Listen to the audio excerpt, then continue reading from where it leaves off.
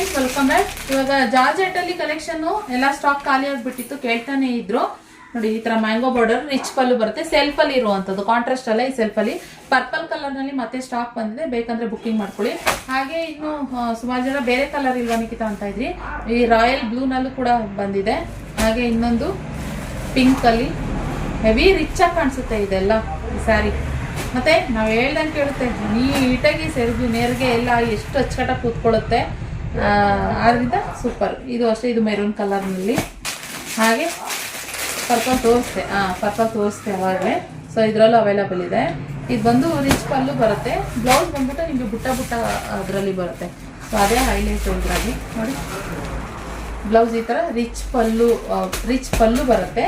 Blouse ಬಂದು ಬುಟ್ಟ ಬರುತ್ತೆ.